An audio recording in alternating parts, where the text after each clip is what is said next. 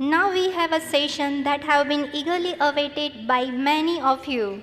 Yes, absolutely. Today we all are fortunate enough to have someone who has dedicated his life to this incredible art of healing. Yes, where energy flows, life blossom. Exactly यही तो है सुजोग, हमारे body के energy flow को समझना और उससे harmonise करना। यस, तो आप सभी को अब हम और इंतजार नहीं करवाएंगे और बुलाएंगे हमारे अशोक सर को।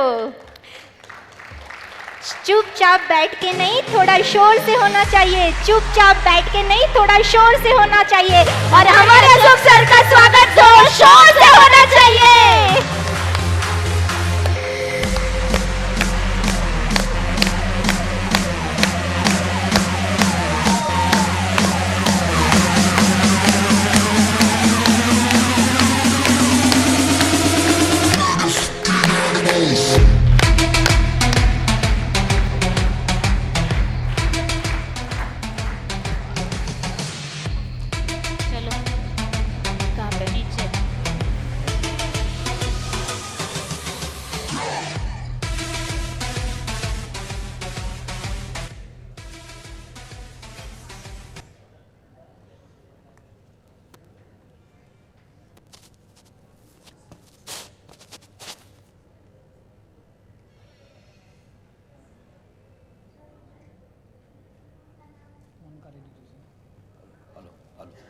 Hello, hello, hello, hello. Smile morning. Thank you very much for the love and affection जो आपने किया है. I don't have any words to express the gratitude towards all of you and the organizers and of course Professor Park Jivu and the ISA team. कैसा लग रहा है आपको? मैंने आपको कल बोला था या तो ज्ञान की गंगा बहने वाली है, लूट सके तो लूट, अंतकाल पछताएगा, प्राण जाएंगे छूट। ऐसा लग नहीं रहा है आपको? ज्ञान की गंगा बह रही है। सुपर्ब सेशन हो रहे कि नहीं हो रहे के? आपके डॉक्टर प्रभु के साइकिट्री के ऊपर इतना डीप अंडरस्टैंडिंग की नॉलेज आपको, और डॉक्टर भरत ने आपको जो प्रैक्टिकल गाइडेंस, जो एक डिफ़िकल्ट टू ट्रीट डिजीजेस के बारे में और स्पेशली ऑन्कोलॉजी के ऊपर जो आपकी एनलाइटमेंट किया है, उसके बारे में आप मार्वलस था या नहीं था आपको? तो उनको तालियां बनती नहीं बनती सबके लिए? बिल्कुल। और आज ये हमारे बिट्टर जी ने तो ये तो कमाल ही कर दिया। किस लेवल तक आपको जो डिवाइन, जो सुजोग के अंदर जो डिविनिटी है, सुजोग के अंदर जो डीप मीनिंग है, जो कॉन्शियसनेस की बात करते हैं, इंटेंशन की बात करते हैं। मैं आपको बात करता हूँ, आप कॉरस्पॉन्डेंस सिस्टम यूज़ करें, मेरिडियन सुजोग की करें, 6 की करें, कोई भी करें, ये इंटेंशन और स्पिरिट के बिना आप इसमें सक्सेस हासिल नहीं कर सकते।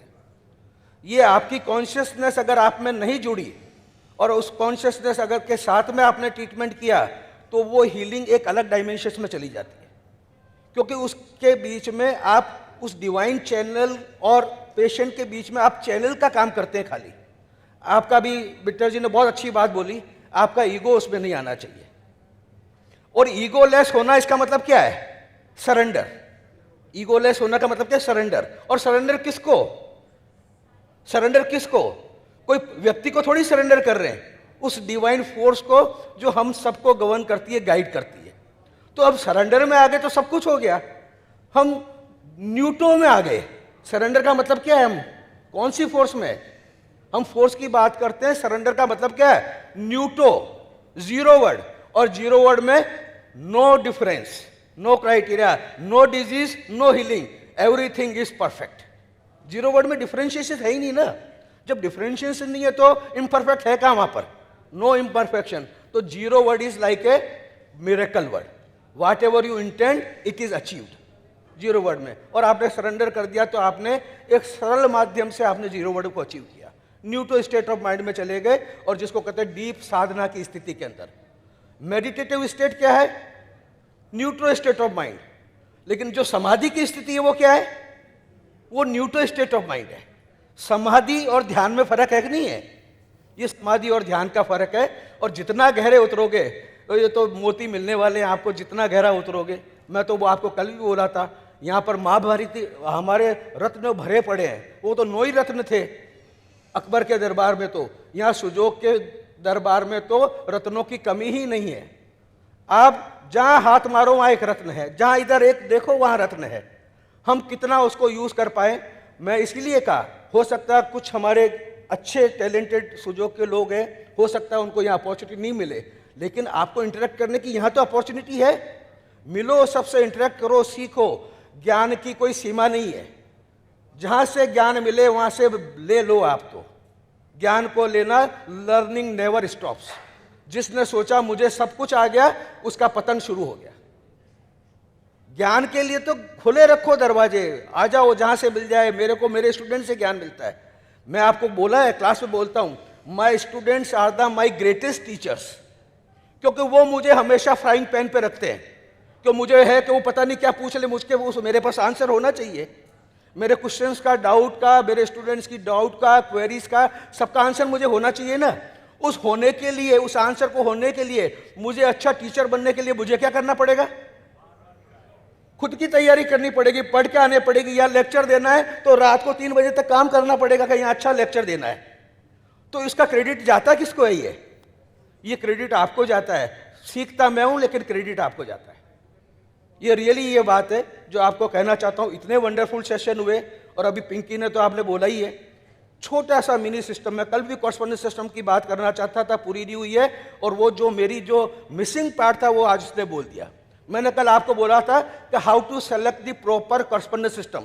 मैंने बताया ना, 4th फिंगर कब यूज करना, मिडिल फिंगर को कब यूज करना, स्टैंडर्ड को कब यूज करना, पार्शियल को कब यूज करना।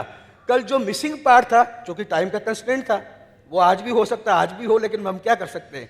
लेकिन मिनी के अंदर जो ओवरलैपिंग है मिनी कॉरस्पॉन्डेंस सिस्टम में, इतना इफेक्टिवली है। आपने एक फिंगर को यूज किया, उसमें liver, gall bladder, lungs, heart, सारी आ गए। यानी एक 3 मिलीमीटर 5 मिलीमीटर के एरिया से आपने आधी बॉडी का ट्रीटमेंट कर दिया। दूसरा लिया, वहां पर स्टमक, स्प्लीन और बाकी का एरिया आ गया। और अगर फ्रंट बैक का जो एक्सिस का ट्रीटमेंट मैंने बताया ना, treat front from the back, ये एक और एक्सिस ट्रीटमेंट है। Right to left, top to bottom and front to back, एक और एक्सिस है। तो फ्रंट के साथ बैक जोड़ दिया तो किडनी आ गई, किडनी का डिटॉक्सिफिकेशन हो गया। ये मिरेकलस है और मिरेकलस है। और मैं तो अब बोलूं क्या, इसने खुद ही बोल दिया। ये कल मैं बताने ही वाला था, थ्रेड। ये थ्रेड है, ये इंसेक्ट सिस्टम में लगाओ तो पूरी बॉडी है, इसमें लगाओ तो ये आर्म है, इसमें लगाओ तो ये लेग है, और ये पूरी बॉडी है। पूरी बॉडी है, स्पाइनल कॉर्ड है, तो सर्कुलेटरी सिस्टम है। पूरी बॉडी तो पूरा सर्कुलेटरी सिस्टम है, पूरी बॉडी तो सेंट्रल नर्वस सिस्टम है। तो किसको छोड़ा भाई आपने? अगर इंसेक्ट सिस्टम को कर लिया, पूरी सर्कुलेटरी सिस्टम आप काम में ले रहे हैं, पूरी सेंट्रल नर्वस सिस्टम काम में ले रहे हैं, तो फिर बचा क्या? यही हमारी हेल्थ है। तो हेल्थ की journey starts from this self. अगर आप हेल्दी नहीं है तो आपकी मॉरल रिस्पॉन्सिबिलिटी आपके पेशेंट के प्रति वैसी नहीं है जैसी होनी चाहिए। Journey starts from this self. पहले खुद को सेल्फ होना चाहिए जरूरी। तो इसीलिए बोला सेल्फ के लिए क्या है? To incorporate, to inculcate correspondence system in our daily routine without planning the treatment. Treatment should be carried out in your routine, in daily activities without planning the treatment. तो मैंने कल बताया जॉगिंग है, skipping है, barefoot walking है, ये सारे क्या है? ये सारे अपने रूटीन है, उसको आप इनकलकेट करें तो ये करें। तो कल बात हो गई मेरी, थोड़ा सा लगा दे भाई धर्मेश जी, धर्मेश भाई चला दो उसका, और 4-5 स्लाइड आगे कर दो, जो मैंने आगे कर दो। ये तो हमारा प्रोग्राम है ही है। वापस आज स्टार्टिंग में प्रोफेसर पागजू के प्रति हमारा आभार है व्यक्त करते हैं। और आगे ले लो, हाँ बस यही, बस पीछे। वो डॉक्टर भारत ने एक बात कल ऑन्कोलॉजी की बात की, और मैं भी कुछ इनपुट उसमें कॉरस्पॉन्डेंस के पॉइंट ऑफ व्यू से देना चाहता था आपको। ये again all everything which I have collected based on the modern research. ये नहीं है कि मैंने कॉरस्पॉन्डेंस सिस्टम को पढ़ लिया, जान लिया, किसी से सुन लिया, किसी ने कह दिया। ये लेटेस्ट रिसर्च की बात करता हूँ। तो मेरे को पढ़ने का शौक है, उसमें जो लेटेस्ट रिसर्च का इनपुट आता है मैं कोशिश करता हूँ कि मेरे स्टूडेंट्स, मेरे दोस्त, मेरे कलीग्स उसके साथ शेयर करूँ। तो ऑन्कोलॉजी के ट्रीटमेंट को मैं आगे बढ़ाऊँ कॉरस्पॉन्डेंस सिस्टम से। Of course energy flow therapy से ट्रीटमेंट करेंगे, 6 की में करेंगे, उसका कॉन्स्टिट्यूशन बनाएंगे, कॉन्स्टिट्यूशन से उसका ट्रीटमेंट तय होगा। लेकिन without any going in the deeper system, हम कुछ ऐसे सरल तरीके भी कर सकते हैं जो यहाँ पर बैठे हुए सारे, आपने लेवल 1 सीखा हो, इंट्रोडक्टरी कोर्स किया हो, एडवांस नहीं जानते हो तो भी आप यूज कर सकते हैं। ये supportive treatment, it is not replacement of the treatment. और कल अच्छी बात की है, ट्रीटमेंट के लिए ट्रीटमेंट की अप्रोच आपकी रीजनिंग और लॉजिकल होनी चाहिए। ऐसे दावे, झूठे दावे, मेरे साथ आ जाओ 100% कर दूं, ये बहुत बड़ी बात है। आप अगर 100% ट्रीटमेंट का दावा करते हैं, you are replacing the divine power with your ego. आपको ईगो ला रहे हो बीच में। What is 100%? There is nothing 100%, you are only the channel, only the channel. और कभी एक साथ में, इसका ये मतलब नहीं कि चैनल का मतलब है, इसका ये मतलब है आपको कॉन्फिडेंस नहीं होना चाहिए। विक्टोरियस स्पिरिट तो हमेशा जरूरी है सक्सेसफुल हीलर बनने के लिए, और वो ये है कि yes I can do it. एक अलग वर्ड्स बोलते थे प्रोफेसर पागजू। प्रोफेसर को हम कभी कोई ऐसा इंटरेक्शन हुआ, कोई क्वेश्चन पूछा, ये whether this disease is treatable or not, whether disease is treatable or not. So इसमें वी नेवर नो समथिंग, हमारे को पता नहीं है कुछ चीज़ों के बारे में, हम जानते नहीं था, but we should definitely knock the door. हमको क्या करना है, हमको नहीं मालूम अंदर से दरवाजा खुलेगा या नहीं खुलेगा, लेकिन अगर हम नॉक नहीं करेंगे तो खुलेगा ही नहीं। लेकिन अगर नॉक करेंगे तो वहां पर एक अपॉर्चुनिटी है कि शायद अंदर से कोई खोले। अगर नॉक नहीं करें, मैं दरवाजे के बाहर खड़ा रहूं कि दरवाजा खुलेगा, तो खुलेगा क्या? नहीं खुलेगा। लेकिन नॉक करूंगा तो प्रोबेबिलिटी है कि खुलेगा। तो always irrespective of the disease, irrespective of the level of the disease, irrespective of the treatment carried out by your patient, आपको इंटरप्ट नहीं करना है, but you should definitely try with the victorious aspect, yes I can do it with the divine blessing, with the divine grace. तो मैं कर सकता हूं, तो ये आपको ध्यान रखना है, तो इस तरीके से करना है। तो जरूर मैंने बताया था एंकोलॉजी के अंदर आपको जो चीज़ इसके अंदर यूज़ कर सकते हैं वो बहुत इंपॉर्टेंट बात है, और वो यूज़ करना है आपको थाइमस ग्लैंड, जिसके लिए अब ये लेटेस्ट रिसर्च है। और ये इसके अंदर अभी भी थाइमस ग्लैंड भी again become a mysterious gland actually.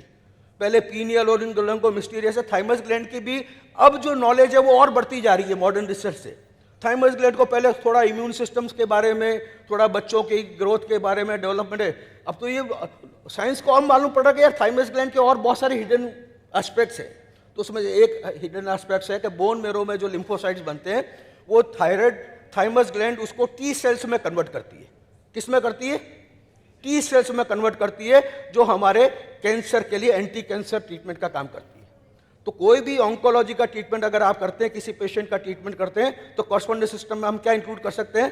Thymus gland का ट्रीटमेंट। और उसी के साथ दूसरा जो मैंने बोला, दूसरा जो ट्रीटमेंट है वो हमारा पीनियल ग्लैंड है। पीनियल ग्लैंड का एक दूसरा काम है, इंपॉर्टेंट काम है, ये एबनॉर्मल सेल ग्रोथ और ट्यूमर और इंसोम्निया, तीनों हमारे लिए चैलेंजिंग है लाइफ के अंदर।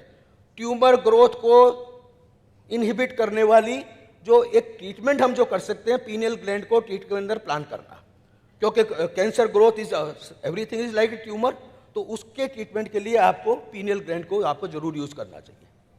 तो ये आप ऑन्कोलॉजी के ट्रीटमेंट के प्लान में जो आपसे दूसरा कर रहे हैं वो करें, लेकिन ये दो चीज़ों को साथ में जरूर आपको इंक्लूड करना चाहिए।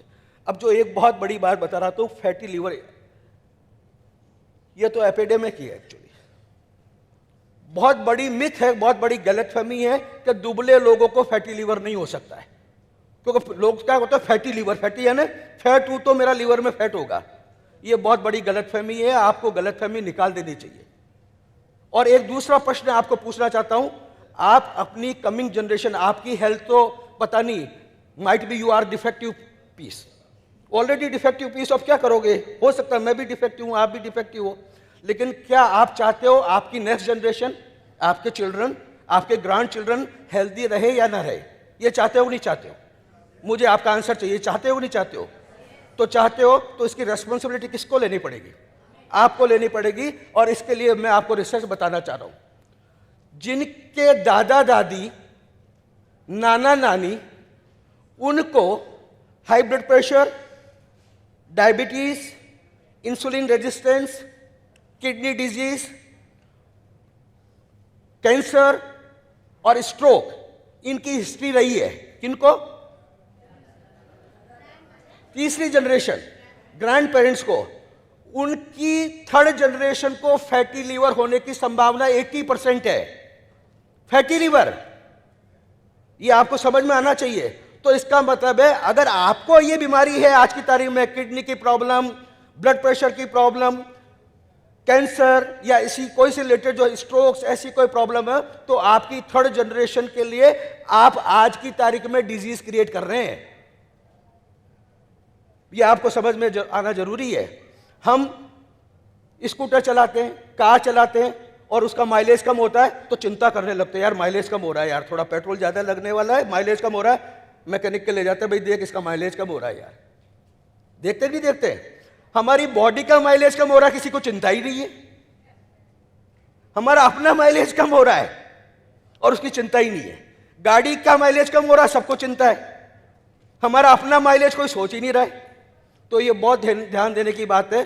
Fatty liver one of the most serious condition which the current generation is facing, क्योंकि अगेन फैटी लीवर से मेटाबॉलिक सिंड्रोम, कितने इंसुलिन रेजिस्टेंस, कितनी बीमारियां है, इन्फ्लेमेशन बॉडी में, क्रोनिक इन्फ्लेमेशन, सारी रोगों की जड़ है। तो लीवर की हेल्थ पे ध्यान देना आपका दायित्व है आपका, और लीवर के साथ में तो दूसरी भी देना ही है। तो इसलिए लाइफ स्टाइल डिजीज आपको है ये। लाइफ स्टाइल को कल भी बोला, no medication, nothing, no treatment, no therapy can replace the life style. आपको लाइफ स्टाइल चेंज करनी पड़ेगी, लेकिन आपको अपनी जनरेशन को आगे हेल्दी रखना है, तो उसके लिए भी आपको अपने आप को हेल्दी रखना जरूरी है। क्यों? आपकी आज हेल्थ, मैं अगर फैटी लीवर के हाथ हूं आज, तो उसमें मेरा रोल कम है और मेरे दादा दादी या नाना नानी का रोल जरूर है। तो मैं तो बाई बर्थ डिफेक्टिव पीस हो गया। क्या हो गया? तो आप चाहते हो कि आपकी तीसरी जनरेशन बाई बर्थ डिफेक्टिव हो? नहीं डिफेक्टिव हो, तो आपको ध्यान रखना चाहिए। और फैटी लीवर के लिए कॉरस्पॉन्डेंस सिस्टम वंडरफुल है, और उसके लिए मैंने कल बताया एक्सेल ट्रीटमेंट। लीवर की हेल्थ के लिए स्प्लीन की हेल्थ को देखो, लीवर स्प्लीन ट्रीटमेंट कंबाइंड। और फिर हमारे मेरिडियन सुजोकी के अंदर लीवर टोनिफिकेशन करो, लीवर टोनिफिकेशन करो, और डेफिनेटली लीवर टोनिफिकेशन करो। 6 की ट्रीटमेंट के अंदर जाकर ट्रीटमेंट कर सकते नहीं कर सकते, लीवर के अंदर ब्रांच जाकर branch humidity sedation, wind tonification, जो लोग 6 की करना चाहते हैं तो ब्रांच 6 की कर सकते नहीं कर सकते। तो हमारे पास में इतने सारे ऑप्शन है लीवर को ठीक करने के लिए। मैं आपको दावा नहीं करना, क्योंकि मेडिकल टर्म में दावा करना अच्छा नहीं है, लेकिन मैं आपको दावे से कह सकता हूं ये बात कि अगर आप ट्राई करेंगे तो फैटी लीवर डिजीज जो मेडिकल कम्युनिटी के लिए एक चैलेंज है, हम हेल्दी लाइफ स्टाइल के कॉम्बिनेशन और सुजोग के ट्रीटमेंट से फैटी लीवर को रिवर्स भी कर सकते हैं। ऐसे ऑलरेडी केसेस क्लिनिकल हैं, तो आप भी कर सकते हो, मैं कर सकता हूं तो आप कर सकते हो, आप कर सकते हो तो मैं भी कर सकता हूं। तो ये फैटी लीवर के बारे में थोड़ा सा मैं आपको कल बोलना था कि मैं आपको बताना चाहता हूँ, ये कुछ जरूरी चीज़ें हैं जो हमारे हेल्थ के लिए। नेक्स्ट प्लीज, नेक्स्ट स्लाइड ले लो धर्मेश भाई।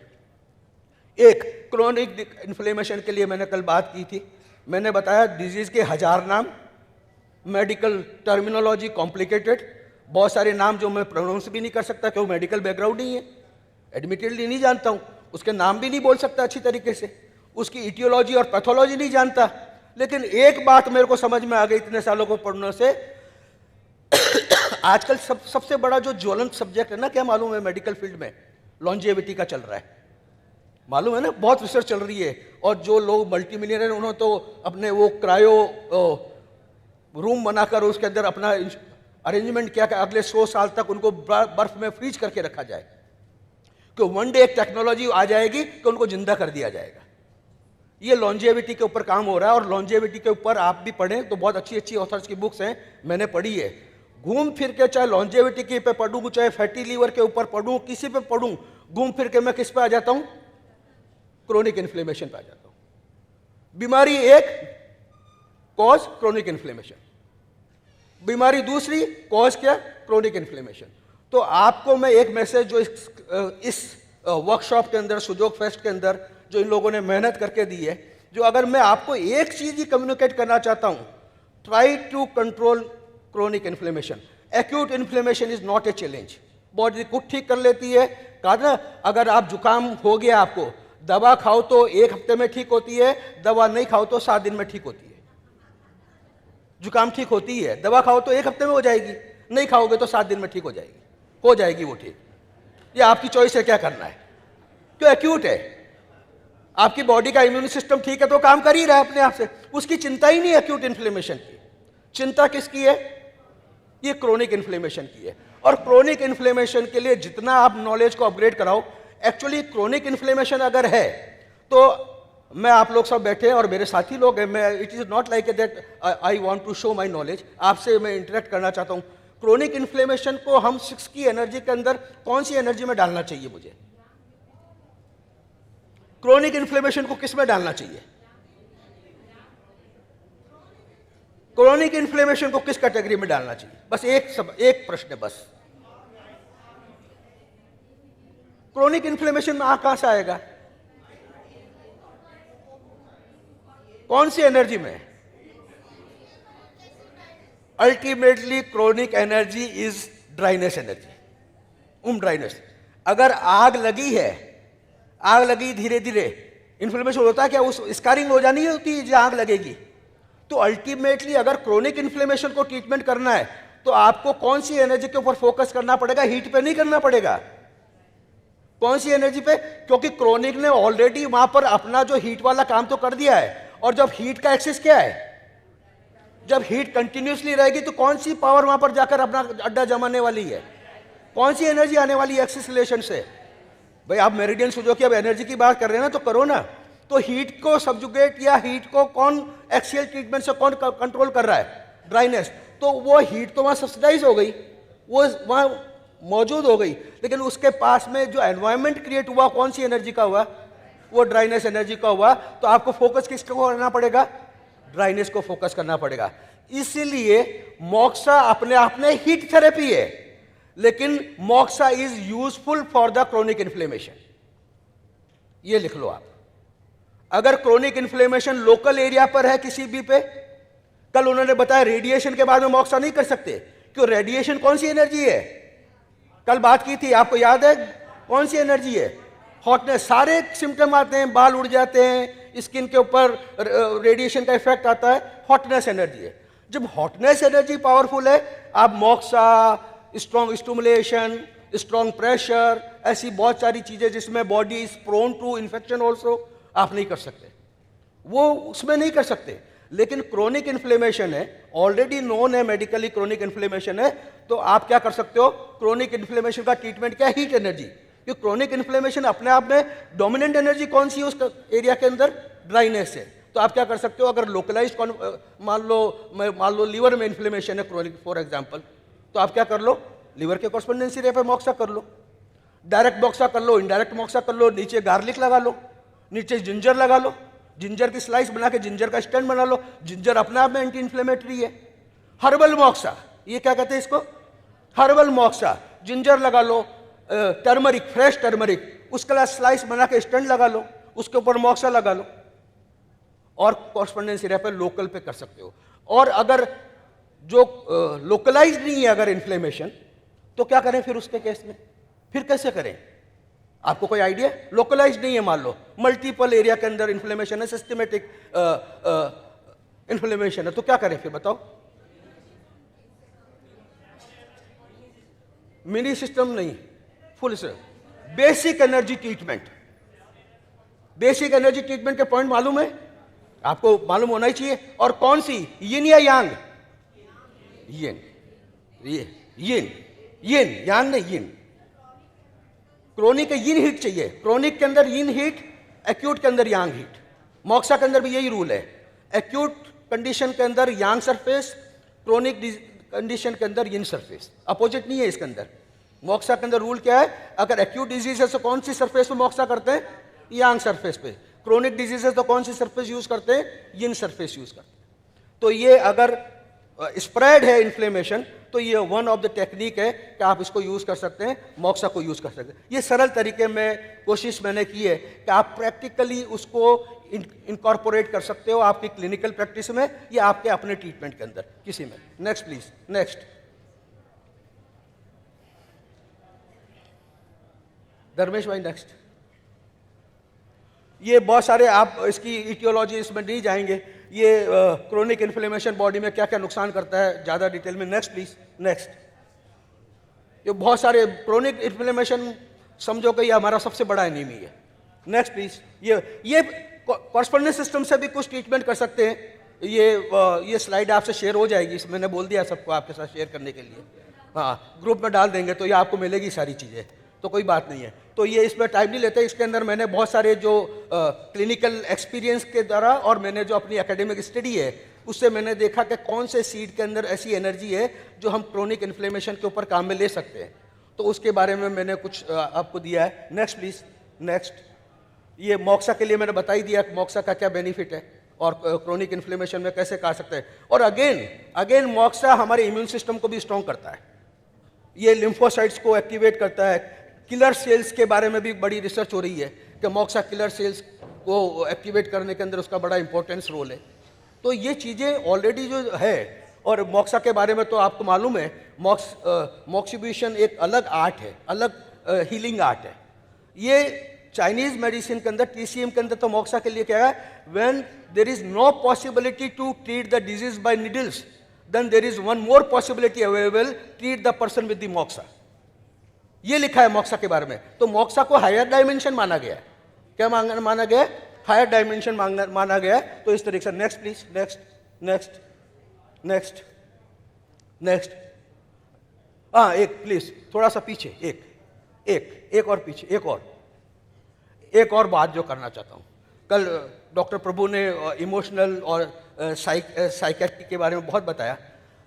मैं भी कई टाइम से सोचता हूँ कि ऐसा कोई सरल तरीका हो सकता है जिससे हम ये जो इमोशनल डिसऑर्डर है ये जनरेट कहाँ पर होते हैं हमारे, हम एनाटॉमिकल और फिजियोलॉजिकल मेडिकल टर्म की बात करें, और अगर वो जनरेट होते हैं तो हम क्या ऐसा कुछ कर सकते हैं जिससे हम उसको कुछ कर सकें कॉरस्पॉन्डेंस सिस्टम से या एनर्जी सिस्टम में। तो मेरी स्टडी मुझे ले गई लिम्बिक सिस्टम पे। किस पे ले गई? लिम्बिक सिस्टम क्या है? ये brain with in the brain है। ये हमारा मोस्ट प्रिमिटिव ब्रेन है। ब्रेन के अंदर एक छोटा ब्रेन है जिसको हम कहते हैं इमोशनल ब्रेन। क्या कहते हैं? ये इमोशनल ब्रेन के साथ में दो इश्यू हो गए।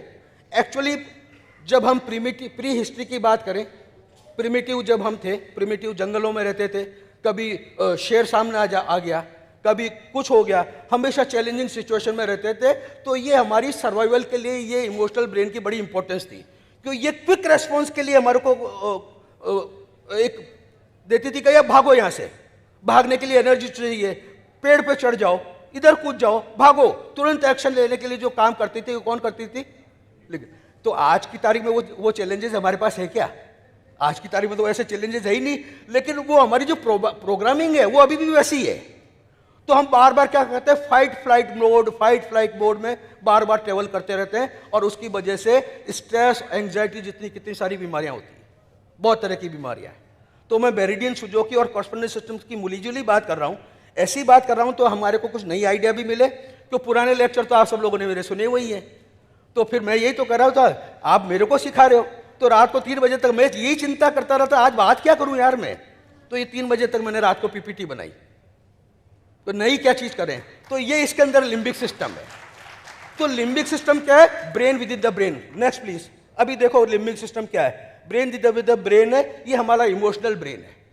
तो हमारा सारे इमोशंस को कंट्रोल करने वाला फियर, जॉय, एंगर, ये सारा कहां से जनरेट होता है? ये लिम्बिक सिस्टम के अंदर है। तो नेक्स्ट आ जाओ लिम्बिक सिस्टम के ऊपर।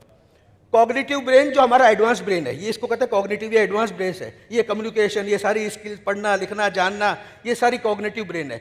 लेकिन ये कॉग्निटिव ब्रेन और ये एडवांस ब्रेन ये आपस में कम्युनिकेट भी करते हैं, लेकिन इस कॉग्निटिव या एडवांस ब्रेन का लिम्बिक ब्रेन पे कोई कंट्रोल नहीं है। कम्युनिकेशन तो है, कम्युनिकेशन है एक दूसरे पर कंट्रोल नहीं है। वो उससे अपना काम ही नहीं करवा सकता। जो हमारा एडवांस ब्रेन है वो लिम्बिक ब्रेन के ऊपर अपना कंट्रोल एक्सरसाइज नहीं कर सकता है, इसलिए बड़ी मुश्किल है। Next please. ये हमारा देखो ये कितना काम करता है। ये भी हमारी फिजियोलॉजिकल और इमोशनल हेल्थ के लिए हमारा लिम्बिक ब्रेन बहुत इंपॉर्टेंट है। It helps manage your memories and helps you learn from them. It also helps keep you stimulated and motivated. Next please.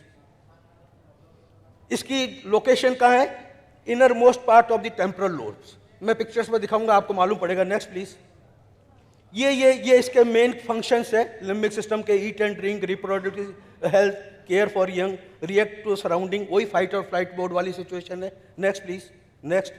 ये प्रीवियस एक ये कंडीशन होती है हमारी बॉडी में ये हमारे इमोशंस को कंट्रोल करता है, हमारे बिहेवियर को कंट्रोल करता है, हमारे मोटिवेशन को कंट्रोल करता है, मेमोरी को कंट्रोल करता है। और नीचे मैंने अलग लिखा है, ये किसको करता है? ऑटो इम्यून नर्वस सिस्टम को कंट्रोल करता है। ये ऑटो इम्यून नर्वस सिस्टम को कंट्रोल करता है। तो अगर हम लिम्बिक ब्रेन के ऊपर अगर ध्यान दें तो बहुत सारी चीजें हमारी हम एड्रेस कर सकते हैं प्रोबेबली। ये मेरा अभी ये खाली स्टडी है, नॉट लाइक प्रैक्टिकली मैंने करके नहीं देखा है, इसलिए मैं वो आपके से दावा नहीं कर सकता हूँ। But it offers an opportunity, हमारे को एक अपॉर्चुनिटी प्रोवाइड करता है कि हम इस दायरे में सोच सकते हैं। Next please. ये इसके पार्ट है, एमिगडाला है, हिप्पोकैम्पस है, हाइपोथैलेमस है, लिम्बिक लोब। Next please. ये अलग अलग इनके रोल है। ये लिम्बिक ब्रेन है, ये मेन जो है ना, ये brain with in the brain, ये जो ब्रेन स्टेम है उसके थोड़ा सा ऊपर, और हाइपोथैलेमस का नीचे का एरिया, वो कॉरस्पॉन्डेंस एरिया में कैसे हम ढूंढ सकते हैं उसके बारे में बात करेंगे। Next please. नेक्स्ट। ये देखो, ये पिक्चर में आपको क्लियर दिखेगा कौन सा एरिया कहां पर है। ये हमारा सबसे बड़ा इंपॉर्टेंट जो है ये एमिगडाला, ये वाला। तो हम अब इस हमारी नॉलेज से इस कॉरस्पॉन्डेंस सिस्टम को उतार सकते नहीं उतार सकते हैं?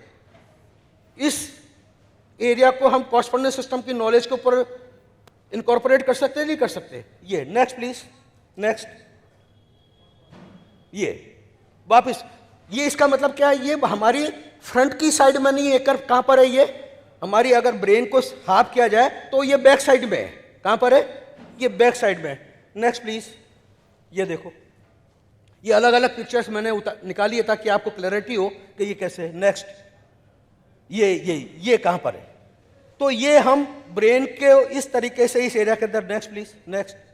ये हम इस तरीके से निकाल सकते हैं, लेकिन ये तो हम ब्रेन को हमारे स्टैंडर्ड और इंसेक्ट कॉरस्पॉन्डेंस सिस्टम कैसे देखते हैं, लेकिन इसके लिए जो ज़्यादा जरूरी है, इसकी अगली वाली स्लाइड प्लीज। नेक्स्ट। नहीं, नेक्स्ट। नेक्स्ट और नेक्स्ट। ये वाला सिस्टम जो कल मैंने बताया था आपको, front back united correspondence system, yin surface, yang surface, front brain और ये बैक साइड ब्रेन। तो इस फिंगर के ऊपर आपको क्या मिलेगा? ये लिम्बिक ब्रेन का कॉरस्पॉन्डेंस एरिया मिलेगा। कहां पर मिलेगा? इसके अंदर नेल के पार्ट का आगे का यिन सरफेस, नेल के पार्ट का आगे का यिन सरफेस, ये क्या है? ये बैक साइड का ब्रेन है। तो बैक साइड के ब्रेन के बॉटम के अंदर, बॉटम पार्ट के ऊपर आपको कौन सा कॉरस्पॉन्डेंस एरिया मिलेगा? लिम्बिक ब्रेन का कॉरस्पॉन्डेंस एरिया। उसके ऊपर हाइपोथैलेमस, हिप्पोकैम्पस का एरिया, वो सारा एरिया वहां पर मिलेगा। उसको आप रिडलिंग से, मॉक्सा से, कॉरस्पॉन्डेंस एरिया से किसी भी तरीके से कैलकुलेट कर सकते हैं, और ये आपका ट्रीटमेंट का पार्ट बन गया। इमोशनल ब्रेन को कॉरस्पॉन्डेंस एरिया से कैसे हैंडल कर सकते हैं। 6K की बात करें तो मैंने सोचा अभी it is just an idea, और आप आपको भी रीजनिंग करनी है। मेरा ये मानना है कि अगर मैं स्ट्रक्चर ब्रेन का देखूं और उस ब्रेन के स्ट्रक्चर से लिम्बिक ब्रेन को देखूं, तो ये ब्रेन के स्ट्रक्चर की कोल्डनेस बनना चाहिए। क्या बनना चाहिए? ब्रेन के स्ट्रक्चर की कोल्डनेस। तो ब्रेन के ऊपर कोल्डनेस को रेंट करते हैं, हम लिम्बिक ब्रेन पे आ जाते हैं, और उसके ऊपर आपको स्ट्रक्चर बनाना है जो भी आपके पास में सिम्टम्स है पेशेंट के, और उसके हिसाब से आप एक 6K का ब्रांच 6K का फार्मूला लिम्बिक ब्रेन का बना सकते हैं। तो हम एनर्जी सिस्टम की भी बात कर रहे हैं आज, क्योंकि आज तो एनर्जी उन्होंने मेरे को असाइन कर रखा है कि आज मेरिडियन की एनर्जी फ्लो थेरेपी की बात करनी है, कॉरस्पॉन्डेंस की नहीं करनी है। तो मैं थोड़ा डर के मारे मैं कॉरस्पॉन्डेंस भी बोल रहा हूँ और दोनों बोल रहा हूँ। तो हमने बोला मेरिडियन सुजोकी की भी बात है, मेरिडियन सुजोकी की बात है। तो इस तरीके से ये कॉरस्पॉन्डेंस सिस्टम, अगेन इस तरह के कॉरस्पॉन्डेंस सिस्टम को यूज करने के लिए क्या चाहिए? कॉन्शियसनेस। इसके बिना ये कॉरस्पॉन्डेंस सिस्टम हम सक्सेसफुली यूज नहीं कर सकते। यानी अब ये हमारी फ्रंट बैक कंप्लीट बॉडी है, ये ओपन बॉडी है। ये ओपन बॉडी में ये फ्रंट इंटरनल पार्ट है, ये बैक साइड का इंटरनल पार्ट है, और उसके अंदर एंटर होके आपको कॉन्शियसनेस ट्रीटमेंट के साथ में, कल हमारे प्रमोद जी ने बताया ना, स्माइल के साथ में, स्माइल के साथ करो। बिट्टर जी ने बोला गायत्री मंत्र के साथ करो। कहने का मतलब है उस डिवाइन फोर्स के साथ में कॉन्शियसनेस में आ जाओ, उसमें निडिल लगा दो, 2 निडिल लगा दो, मोक्सा लगा दो, मंत्रा कर दो, मुद्रा कर दो, आपकी मर्जी है जो कर दो, ये आपकी मर्जी है जो कर दो। तो एक अपॉर्चुनिटी है, एक पॉसिबिलिटी है कि ये लिम्बिक ब्रेन को अगर मैंने देखा, मैंने 6 की किताबें ढूंढ ली, लेकिन मेरे को ये स्ट्रक्चर का क्लासिफिकेशन प्रोफेसर पागजू का कोई दिखा नहीं, तो नहीं दिखा। तो मैंने सोचा अपन क्या करें, क्योंकि ये deep with in the brain है, इनसाइड द ब्रेन है, तो मैंने इसको कोल्डनेस स्ट्रक्चर माना। क्या माना इसको? लॉजिकल बताता हूं। तो ब्रेन के अंदर कोल्डनेस, अगेन लिम्बिक ब्रेन है, उसके अंदर आप स्ट्रक्चर बनाकर ट्रीटमेंट करेंगे तो आप लिम्बिक ब्रेन से इसका फायदा उठा सकते हैं। तो ये एक और अपॉर्चुनिटी। नेक्स्ट आ जाओ भाई। नेक्स्ट एक और जरूरी चीज मैं आपको बताना चाहता हूं। ये तो वेगस नर्व, आप लोग मेरे ख्याल से काफी लोग जानते ही हैं इसके बारे में। ये वेगस नर्व को अभी कितना रोल है, इंपॉर्टेंट है। पहली बात है, हेल्थ के फील्ड में हो तो पहले तो समझो सब्जेक्ट को, हेल्थ आती कहां से है, हमारी बैड हेल्थ अफेक्टेड कहां से होती है, अरे रोग पैदा क्यों होते हैं, और रोग पैदा होते हैं तो उसका रूट कहां पर है, और उस रूट को हम हैंडल कर सकते हैं कि नहीं कर सकते, और उसका सरल तरीका क्या है। तो ये one of the important, again हमारी फिजिकल, मेंटल और इमोशनल हेल्थ के लिए एक जो जरूरी और बात है वो कौन सी है, वो वेगस नर्व है। ये हमारे ब्रेन और गट के बीच का एक्सिस है एक्चुअली। ये क्या है? ब्रेन और गट एक्सिस। पढ़ते नहीं पढ़ते आजकल? पहले तो हम अल्टरनेट मेडिसिन वाले कहते थे ब्रेन गट एक्सिस, अब तो मॉडर्न मेडिसिन भी मानता है ये गट में होता है, वो ब्रेन को इफेक्ट डालता है। इवन वो कहते हैं प्रोबायोटिक डाइट, जो हमारे गट का जो बायो जो एनवायरमेंट है, वो हमारे जो हेल्दी बैक्टीरिया है, वो अगर नहीं हो हमारे गट के अंदर तो हमारे ब्रेन पे असर होता है। ये तो रिसर्च करने लगी, यानी गट की हेल्थ बेटर होना बहुत जरूरी है ब्रेन की हेल्थ के लिए। तो ये तो वही बात हो गई, घूम के बुद्धू घर पे आए। हम पहले से कहते हैं, अब ये अब कह रहे हैं, इतना सही फर्क है। तो ये गट ब्रेन एक्सिस को हैंडल कैसे करें भाई, वो सिस्टम कौन सा है, तो वो सिस्टम वेगस नर्व का है। वो सिस्टम कौन सा है, वो वेगस नर्व का है। तो आगे देख लेते हैं वेगस नर्व। आ जाओ आगे, आगे चलें। ये देखो, control of mood, immune response, digestive and heart rate, कितना बड़ा काम है। Next please. ये पैरासिम्पैथेटिक कंट्रोल है, हार्ट रेट रेगुलेशन है, डाइजेस्टिव फंक्शन को कंट्रोल करती है, और जो सबसे बड़ी बात मैं बार बार करता हूं, ये क्या करता है, मैं तो एक ही बात करता हूं, इन्फ्लेमेशन को कंट्रोल करना सीख जाओ, 80% बीमारी ठीक करना सीख जाओगे। इन्फ्लेमेशन रेगुलेशन वेगस नर्व का एक इंपॉर्टेंट रोल है। तो ये कम्युनिकेशन विद द ब्रेन, अभी बताया ना, कम्युनिकेशन विद द ब्रेन है। Next please. नेक्स्ट, ये वेगस नर्व हमारी, ये वेगस नर्व, ये जो क्रेनियल नर्व है उसकी शायद 10th ब्रांच है क्रेनियल नर्व की, इसका स्ट्रक्चर है वेगस नर्व। Next please. ये वेगस नर्व, ये कैसे ब्रेन से निकलकर, ये क्रेनियल रूट है, और ये कैसे यहां से निकलकर ये ट्रेवल करती हुई अलग अलग ब्रांचेस से हमारे गट तक पहुंचती है। तो मैं तो हमेशा, मैंने बोला, जैसे पिंकी ने बोला, कॉरस्पॉन्डेंस सिस्टम जिंदाबाद। मेरे लिए तो शुरू से, मेरे लिए भी कॉरस्पॉन्डेंस सिस्टम जिंदाबाद है। भले ही मैं सारे सिस्टम जानता हूं, लेकिन कॉरस्पॉन्डेंस सिस्टम की, कॉरस्पॉन्डेंस सिस्टम है जिसकी फाउंडेशन कॉरस्पॉन्डेंस सिस्टम में स्ट्रांग है, वो एक्सीलेंट और पावरफुल हीलर है, ग्राउंडिंग है। ये फर्स्ट सिस्टम है। This is the window to the Sujok word. ये हमारी पहली एंट्री है सुजोक वर्ड के अंदर, हमारा प्लेटफॉर्म है। तो ये देखो, अब रूट आपको मालूम है, रूट मालूम है। नेक्स्ट आ जाओ और देखो इसका रूट। ये देखो, ये रूट है वेगस नर्व का। ये जहां से तो वेगस नर्व स्टिमुलेशन को तो मेडिकल डिवाइसेस है ना आजकल, भरत, जो भी डॉक्टर साहब है कि नहीं है आजकल, तो वो इलेक्ट्रिकल उसको एक्टिवेट करते हैं। हाँ, वेगल नर्व स्टिमुलेटर है। तो हमारे पास तो भगवान ने हाथ में दे रखा है स्टिमुलेटर, वेगल नर्व स्टिमुलेटर। तो वेगल नर्व स्टिमुलेटर। नेक्स्ट आ जाओ प्लीज। नेक्स्ट। तो एक मिनट, तो अब कहां करेंगे, अब मेरे को आप बता दो। वेगल नर्व का स्टिमुलेशन अगर करना है तो आपको करना कहां पर है, कॉरस्पॉन्डेंस एरिया कहां पर है, यानी ये हेड का आधा एरिया, यानी ईयर से लेके नेक तक का एरिया। ईयर से लेके क्या करना है, नेक तक का एरिया। भी बताया, रिंग कर लो रोज, डीप मसाज कर लो इसके ऊपर, अच्छी डीप मसाज कर लो, उसके ऊपर रिंग मसाज कर लो, या और भी किसी भी तरीके से mechanical stimulation. Mechanical stimulation is the most important modality for the correspondence system. आप मैग्नेट लगाते हो, कलर लगाते हो, सीड लगाते हो, what ever you do, it is secondary. Main treatment effectiveness in the correspondence system is created by mechanical stimulation of the correspondence area. ये stimulation जरूरी है, चाहे आप सीट के ऊपर करो, कोई सरफेस एप्लीकेटर लगा के करो, हाथ से करो, मैनुअली करो, प्रोब से करो, किसी से भी करो। Mechanical stimulation is important. उसके बाद में आप सीड लगाओ, उसके बाद में कलर लगाओ, क्रिस्टल लगाओ, आपकी मर्जी है वो लगाओ, लेकिन वो जरूरी है, उसको रिप्लेस नहीं कर सकते। तो आप कैसे भी करो, मैनुअल मसाज कर लो, टूल लगा लो, सीड लगा लो, मैकेनिकल स्टिमुलेशन करो। और बहुत सारे तरीके का, लाफिंग बताया ना, लाफिंग से क्या होता है, ये लाफिंग से हेल्थ का कनेक्शन प्रूव होता है, ये रीजनिंग के साथ में। ऐसा नहीं कि लाफिंग से सर्कुलेटरी सिस्टम एक्टिवेट हो गया। अरे भाई, जिसका ऑलरेडी जो हाइपर लोग है उनका सर्कुलेटरी सिस्टम एक्टिवेट करोगे तो हाई बीपी हो जाएगा ठीक होने की बजाय। हेट्रो लोगों को लाफिंग करवा के देखो, मुश्किल है। ऑलरेडी हेट्रो का हेट्रोटोनिफिकेशन कर रहे हो। लाफिंग तो उनको करवाना चाहिए जो होमो है। इस होमो को पकड़ के लाफिंग अभी लेके आ रहे थे, होमो को पकड़ के, तो होमो को पकड़ के लाफ जोर से नहीं, अरे नहीं, और होमो को कराना। हेट्रो को कराओगे तो थोड़ा मुश्किल हो सकती है। तो कहने का मतलब है समझ के साथ में, laughing is medicine, laughter is the medicine but not for everyone. हम 6 की जानते हैं, एनर्जी को जानते हैं, हमको पता है कि कौन सा तीर कहां पर लगाना है। ये आप अंधाधुंध तीर नहीं चला सकते। I agree, laughter is medicine but not for everyone, but smile is for everyone. मैं तो बताता हूं ना, ये तो हम जानते हैं इसके बाद। Smile is for everyone but laughter is not for everyone. ये एनर्जी के साथ समझो, एनर्जी को समझो। कोई दावा कर दे हास्य क्लब में चले गए, अरे आप देखो आप हास्य क्लब में जाने के लायक हो भी या नहीं, उल्टा नुकसान कर देगा आपको। अगर आप हेट्रो हैं तो नहीं कर सकते। हेट्रो को होमो चाहिए, होमो को हेट्रो चाहिए, और न्यूट्रो सबको चाहिए। तो ये होगा। अभी मेरे को आप बता दो, क्या मैं मेरिडियन सूजो के अंदर इसके अंदर कुछ ट्राई कर सकता हूं? वेगल नर्व के ऊपर कोई मेरिडियन को मैं ट्राई कर सकता हूं इसके ऊपर?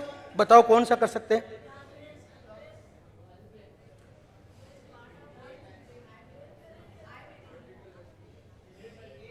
हाँ, जे कौन बोला? जे कौन बोला? Very good.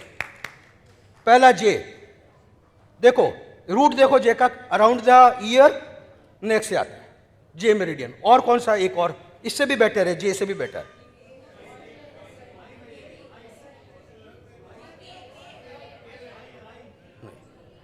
B, large intestine meridian. ये अगेन ये ब्रेन गट एक्सिस है, तो लार्ज इंटेस्टाइन मेरिडियन अपने आप में उस ऑर्गन को रिप्रेजेंट करता है जो इसका पार्ट है, वेगस सिस्टम का पार्ट है। लार्ज इंटेस्टाइन उसका पार्ट है। और लार्ज इंटेस्टाइन को रूट देखो तो वो भी नेक से निकलती कि नहीं निकलती है? मेरिडियन नेक से निकलती कि नहीं निकलती है? तो दो में से आप ऑप्शन यूज कर सकते हो कि हमको कौन सा यूज करना है, आगे का करना है या नहीं करना है। तो ये ट्रीटमेंट का मेथड है।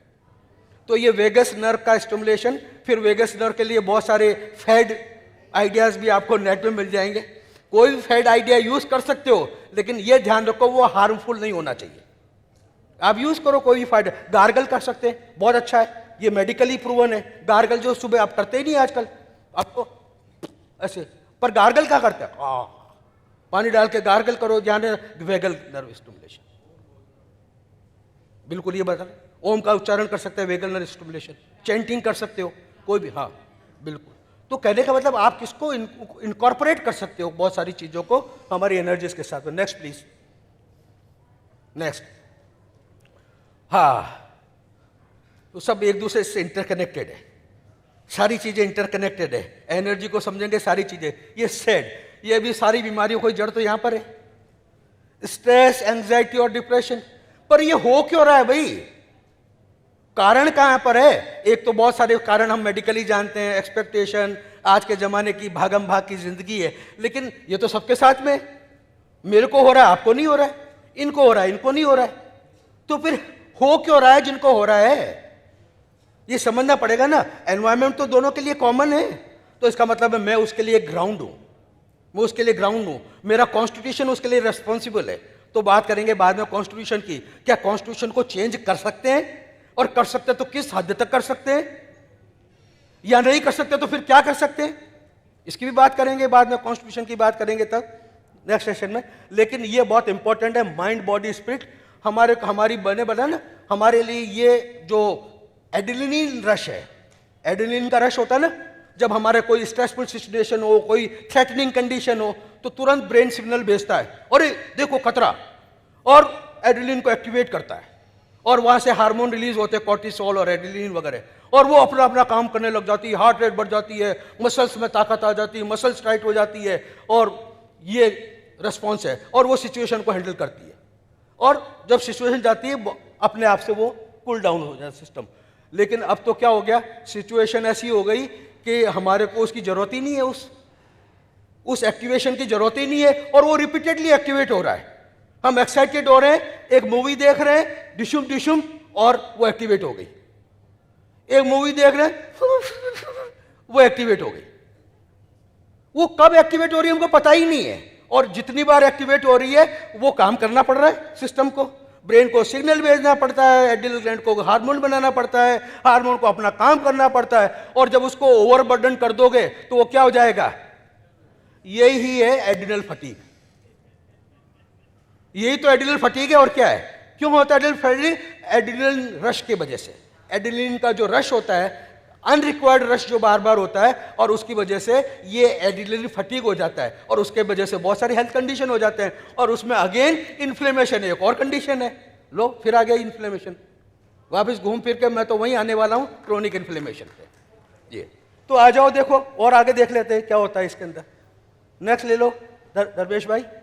हाँ, ये मिसयूज हो रहा है। ये जो सिस्टम था ना, जो हमारी सेफ्टी के लिए बनाया गया था, ये मिसयूज हो रहा है, फ्रिक्वेंटली मिसयूज्ड, ओवर यूज्ड। इसकी वजह से क्या हो रहा है ये देख लो आप। हो क्या रहा है इसकी वजह से? हमारा इम्यून सिस्टम कमजोर हो रहा है। मैंने बोला ना, मेरे लिए भी वही सिचुएशन है, आपके लिए भी वही है। मैं बीमार पड़ गया, आप हेल्दी हो, फर्क क्या है? ये एक का इम्यून सिस्टम ठीक है, एक का ठीक नहीं है, तो हमारा इम्यून सिस्टम कमजोर पड़ रहा है इसकी वजह से।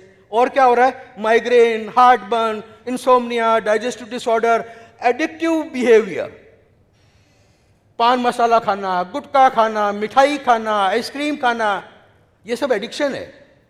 शुगर एडिक्शन, एवरीथिंग एडिक्शन है, एडिक्टिव बिहेवियर है। और फिर बाद में देखो बड़ा ड्रग अब्यूज, एडिक्शंस, ड्रग्स का अब्यूज, सब्सटेंस अब्यूज, ये सब इसकी वजह से, सेड की वजह से सब्सटेंस अब्यूज। उसकी तरफ अट्रैक्ट होते हैं, टेम्पररी रिलीफ मिलता है, अच्छा लगता है ना ड्रग लेने से, और फाइनली एडिक्ट हो जाते हैं। तो एडिक्शन का ट्रीटमेंट भी करना आना चाहिए, नहीं आना चाहिए आपको सुजोग के अंदर? तो मौका लगेगा तो उसकी बात करेंगे आगे। अभी तो देखते नेक्स्ट, ये एंग्जाइटी, डिप्रेशन, डाइजेस्टिव प्रॉब्लम अभी आई गए। चलो नेक्स्ट, क्रोनिक, देखो वो बताना चाह रहा था। वापिस कहाँ आ गए हम? Chronic inflammation. वापिस आ गए क्रोनिक इन्फ्लेमेशन में। नेक्स्ट प्लीज, नेक्स्ट, ये उसका पाथवे। नेक्स्ट, ये कैसे काम करता है एड्रिनलिन रश? हम क्या कर सकते हैं कॉरस्पॉन्डेंस सिस्टम में? वो आपको करीब करीब मेरे क्लास के जो स्टूडेंट है सब जानते हैं, एड्रिनल ग्लैंड की मसाज। और ये काम करती कि नहीं करती? कितने लोगों ने इसको ट्राई किया रियली, ईमानदारी से? और ये काम करता कि नहीं करता है?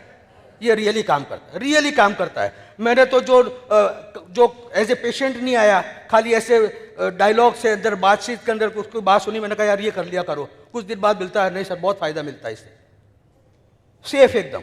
एड्रिनल ग्लैंड मसाज ये कर सकते हैं, एड्रिनल ग्लैंड मसाज इजी तरीके से। और फिर हमारे ये मेरिडियन लाइन है नहीं है, एड्रिनलिन की लाइन है नहीं, हार्मोनल लाइन है। कौन सी लाइन है? कौन सी है? एड्रिनलिन हार्मोन की लाइन कौन सी है? एड्रिनल ग्लैंड की लाइन। ये हार्मोन है ना, ये हार्मोन मेरिडियन कौन सी है? इन सरफेस के अंदर ये बाहर वाली, ये एड्रिनलिन है, adrenal hormonal meridian. Adrenal meridian जो नहीं है ना, जो थम्स के ऊपर जो मेरिडियंस की लाइन है, तो इसके ऊपर भी आप एक्सप्लोर कर सकते हो। इसका टोनिफिकेशन, सेडेशन, एप्लीकेशन, डायग्नोसिस हमेशा यूज कर सकते हैं, लगा के देख सकते हैं, इससे फायदा लगता है कि नहीं लगता है, आप कर सकते हैं इस तरीके से। और 6 की से फार्मूला बना ही सकते हैं सर्कुलेटरी सिस्टम या नर्वस सिस्टम के थ्रू एड्रिनल ग्लैंड में जाकर, और आप उसका ट्रीटमेंट कर सकते हैं। 6 की में भी कर सकते हैं, मेरिडियन सुजोकी में भी कर सकते हैं, कॉरस्पॉन्डेंस सिस्टम में भी कर सकते हैं। ये आपकी चॉइस है किस में कर सकते हैं। तो आपके पास मल्टीपल चॉइसेस है एड्रिनल ग्लैंड को यूज करने के लिए। Anxiety, stress, trauma, sudden, fast, ये मैंने कंडीशन लिखी है जो इससे ठीक होती है इमीडिएटली। ये एसओएस है, ये मेडिसिन की तरह काम करता है, ये एसओएस कंडीशन है। तो इस तरीके से। Next please.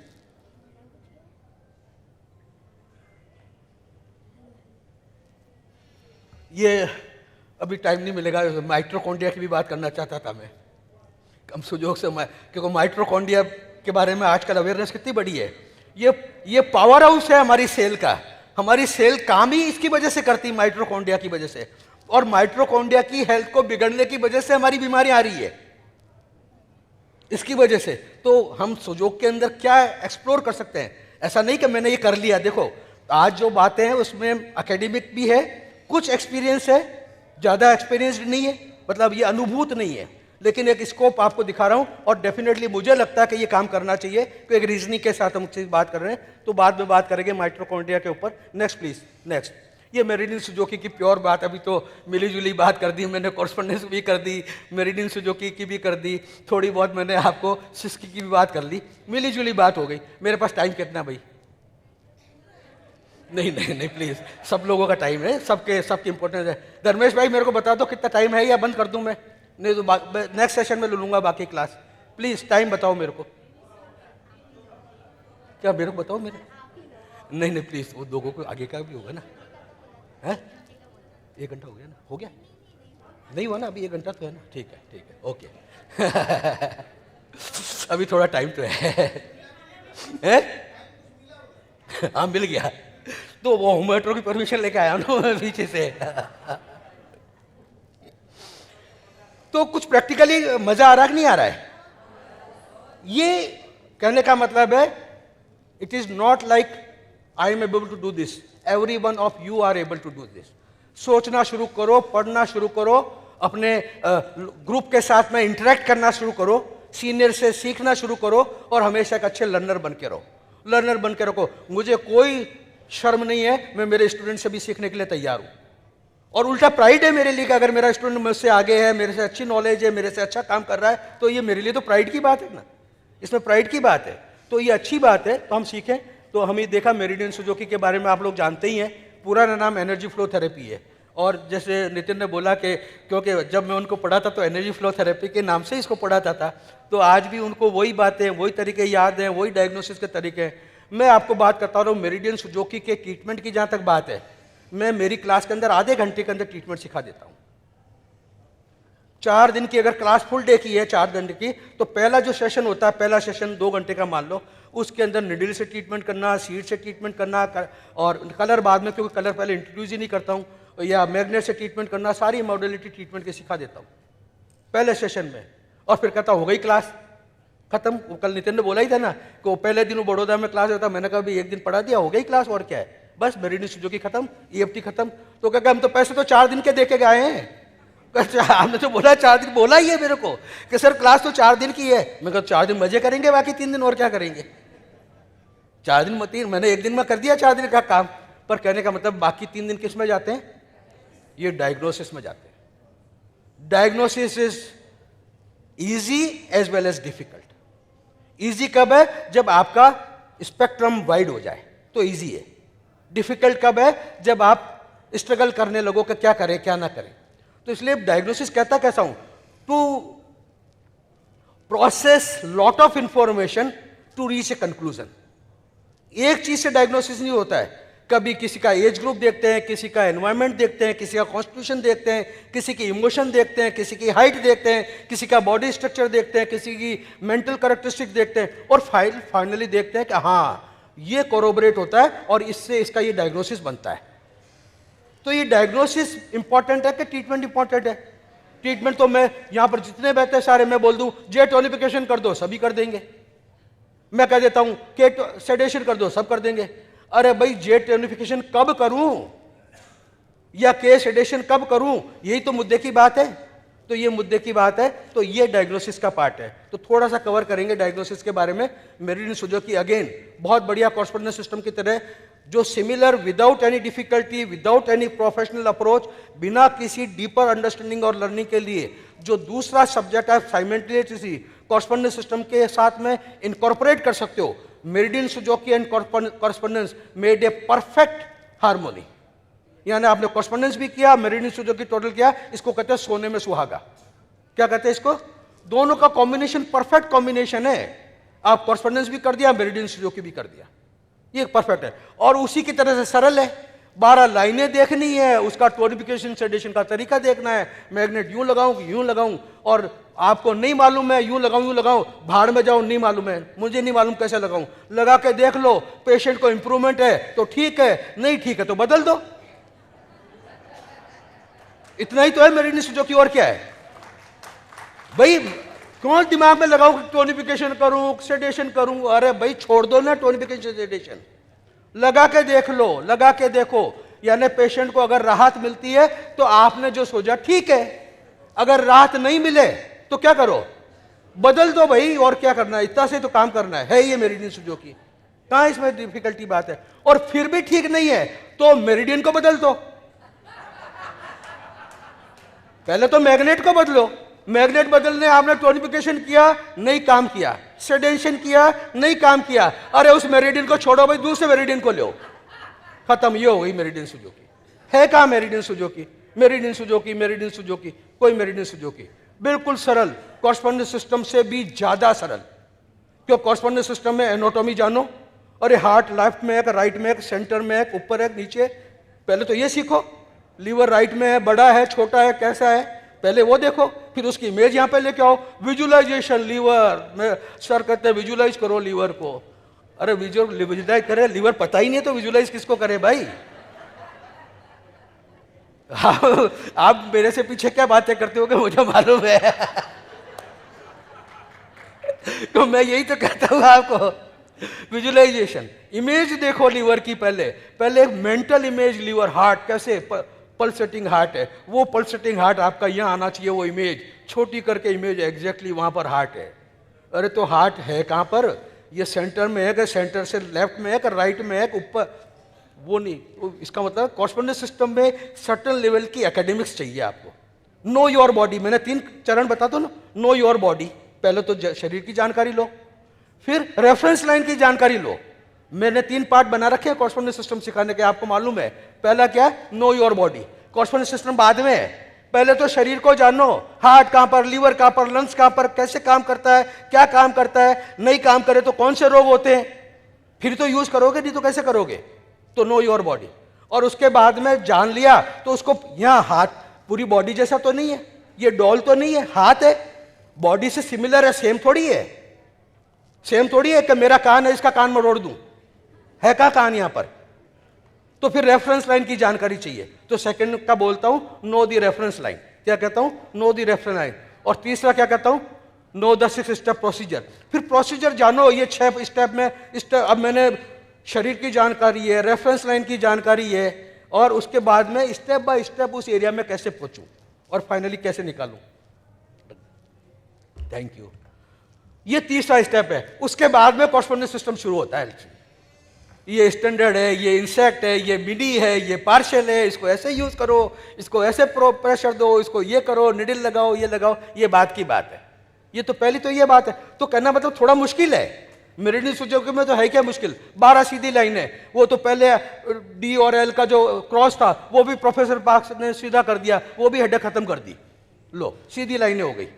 अब सीधी लाइन में तो याद कर लो, और उसके भी याद करने की क्या है, alphabet AIEDLH, all India examination in Delhi, याद कर लिया था यार, हो गया ना, all India examination AIE, Delhi का शॉर्ट फॉर्म DLH हो गया, 6 मेरिडियन याद। तो इसमें है कहां, और टोनिफिकेशन सेडेशन जान लिया, मेन डायग्नोसिस की बात है, आगे बात करेंगे। फॉर चेंजिंग दी, यहां ध्यान रखने की बात है, meridian Su Jok is only about the quantity not the quality. ये हम एक क्वांटिटी ऑफ एनर्जी की बात कर रहे हैं, क्वालिटी की नहीं कर रहे हैं। क्वालिटी की कब कर रहे हैं, लीवर के अंदर मैं झांकूं अंदर तो उसमें और अंदर क्या क्या हो रहा है, लेकिन लीवर एज ए होल देखूं, ये प्रॉपर काम कर रहा है, ये एक्सेसिव काम कर रहा है या डेफिशिएंट काम कर रहा है, इतना सोचूं, ये क्वांटिटी की बात है। लेकिन मैं लीवर के अंदर देखूं, वहां स्कारिंग है या वहां इन्फ्लेमेशन है, वहां या फैट डिपॉजिट है, वो अंदर का स्ट्रक्चर देखूं, ये क्वालिटी की बात है। तो ये क्वालिटी की बात मेरिडियन सुजोकी नहीं करता है। और फॉर्चुनेटली ज्यादातर डिजीजेस क्वांटिटी के लेवल पे भी रिफ्लेक्ट होती है, और क्वांटिटी में भी सर्टेन क्वालिटी तो है कि नहीं है। मैं लीवर को टोनिफिकेशन कर रहा हूं तो लीवर की विंड तो टोनिफाई हो ही रही है ना, हो रही नहीं हो रही है, तो फिर क्वांटिटी भी है कि नहीं है उसके अंदर, क्वांटिटी के साथ में, पर ब्रॉडली उसके अंदर क्वांटिटी की बात है, क्वालिटी की बात कम है। तो क्वांटिटी और क्वालिटी की बात है, तो ये क्वांटिटेटिव ट्रीटमेंट है, क्वालिटेटिव ट्रीटमेंट नहीं है। तो जहां अमाउंट ऑफ एनर्जी है, और अमाउंट एनर्जी भी हमको बॉडी को चलाने के लिए, ये मत समझो कि विंड हीट हॉटनेस तो ज्यादा होगा तो अच्छा है, ह्यूमिडिटी ड्राइनेस कोल्डनेस तो कम होना चाहिए, ये होमो एनर्जीज है, ये हेट्रो एनर्जीज है, नहीं। एनर्जी कैसी चाहिए, हारमोनियस, 7 स्वर हैं म्यूजिक के अंदर, स्केल के अंदर, तो सातों में हारमोनी चाहिए कि एक दो सा, क्या तो सारे गमपा, पूरी हारमोनी चाहिए नहीं चाहिए? तो वो हारमोनी चाहिए। तो हारमोनियस जो सर्कुलेशन है एनर्जी है वो हेल्थ है। हेल्थ की डेफिनेशन क्या है? Harmonious circulation of the energy in the system. Harmonious है। Harmony is not a straight line.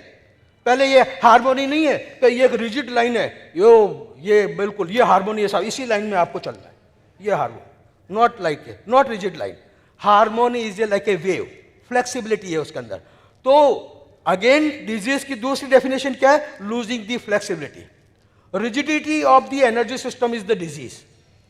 Energy system में बात करें तो डिजीज किसको कहते हैं? Rigidity of energy system. क्यों? हमारा एनर्जी सिस्टम भगवान ने फ्लेक्सिबल बनाया ही है। सिचुएशन के हिसाब से, कोई कारण की वजह से हमारी एक एनर्जी ऊपर चली जाती है, लेकिन मौका मिलता है वो वापस नीचे आ जाती है। अप डाउन, ये वेव में चलती है एनर्जी। एनर्जी स्ट्रेट लाइन में नहीं चलती है। तो कभी अप है, कभी डाउन है, अभी अप है, अप है। लेकिन ये एक रेंज है, इसको कहते हैं थ्रेशोल्ड लिमिट। इस रेंज के अंदर जब एनर्जी अप डाउन चले, अप है तो एक्सेसिव है, डाउन है तो डेफिशिएंट है, लेकिन अब उसको एक्सेसिव और डेफिशिएंट नहीं कहते हैं, वो हारमोनियस है, क्योंकि वो अपने आप बैलेंस एस्टेब्लिश करती है। वो क्या करती है? वो अपने आप बैलेंस एस्टेब्लिश करती है, अप डाउन, और अपना काम कर लेती है। तो उस रेंज के अंदर है। पहली बात तो मैं एक और बात कहना चाहता हूं मेरी एनर्जी के बारे में, not to unnecessary influence the energy system. जब तक एनर्जी सिस्टम हमारा बॉडी का, हमारा एग्जिस्टेंस का, हमारी बीइंग का एक सटल सब्जेक्ट है, सटल है ये बहुत, जिसको कहते हैं सूक्ष्म स्तर पर है। और सूक्ष्म स्तर पे बिना मतलब छेड़ी खाड़ी नहीं करना चाहिए। जब जरूरत हो तो उसको छेड़ो, जरूरत नहीं तो नहीं छेड़े। छेड़ा खाड़ी उसकी जबरदस्ती नहीं है कि नहीं मैं मेरी एनर्जी बढ़ाना चाहता हूं तो मैं हॉटनेस टोनिफिकेशन कर लूं। क्यों? मुझे क्या जरूरत है हॉटनेस टोनिफिकेशन की? क्या हॉटनेस टोनिफिकेशन को मैं बिना एनर्जी को छेड़े उसका यूज कर सकता हूं डाइट से, लाइफस्टाइल से? तो वो करना चाहिए। तो ये क्वांटिटी की बात है, एनर्जी थ्रेशोल्ड लिमिट में है। वो थ्रेशोल्ड लिमिट को ब्रेक करे और वापस इक्विलिब्रियम में ना आए, इसको कहते हैं रिजिडिटी। यानी कोई एनर्जी एक्सेसिव हुई और वो एक्सेसिव ही रह गई। और एक्सेसिव एनर्जी अपना नुकसान तो करेगी। एक्सियल रिलेशनशिप से, सब्जुगेशन और एंटी सब्जुगेशन रिलेशनशिप से, होमो हेटेरो रिलेशनशिप से वो दूसरी पार्टनर एनर्जी का भी नुकसान करेगी। एक एक्सेसिव है तो दूसरी क्या हो जाएगी? वो डेफिशिएंट हो जाएगी। तो दो नुकसान एक साथ, एक तो एक्सेसिव वाले के नुकसान और उसकी कंपैरिजन में एक एनर्जी को डेफिशिएंट होना पड़ा, क्योंकि अमाउंट ऑफ एनर्जी तो सेम है।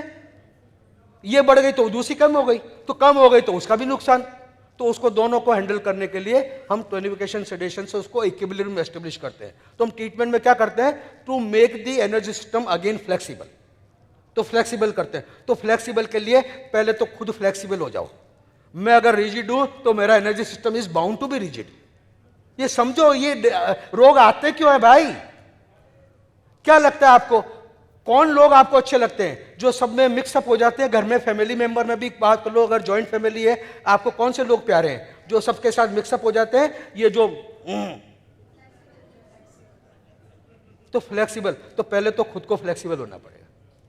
एनर्जी इसलिए पता है ना, मैं तो एज में तो मैं कोल्डनेस एज में हूं, लेकिन मैं आप लोगों के साथ विंड हीट के साथ रहता हूं, क्यों? फ्लेक्सिबिलिटी आती है मेरे को, इसमें आती है ना।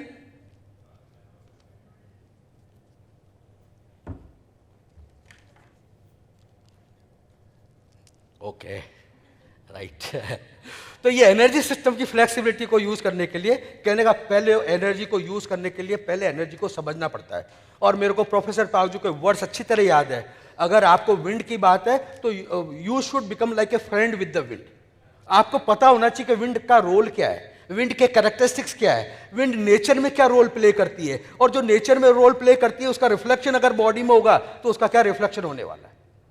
यानी मैं बिल्कुल उस क्लासेस को मैं रिवाइव कर सकता हूं मेरी कॉन्शियसनेस के अंदर। वो कहता है जब आपने विंड के लिए आपने मैग्नेट उठाया या निडल उठाई तो आपको लगना चाहिए जैसे आप you are feeling like a wind energy.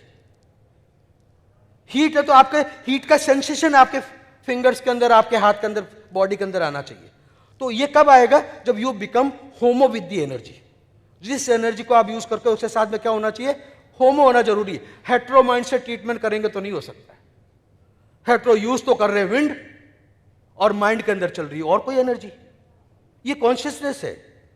Of course meridian Suzuki again objective method of treatment है, लेकिन ऑब्जेक्टिव इस सेंस में कि हम उसका अप्रोच कैसे यूज कर रहे हैं, लेकिन अल्टीमेटली हम एनर्जी को यूज कर रहे हैं। Energy is metaphysical, everything is energy actually देखा जाए तो। We you all are energies, E is equal to mc square, everything is nothing but energy.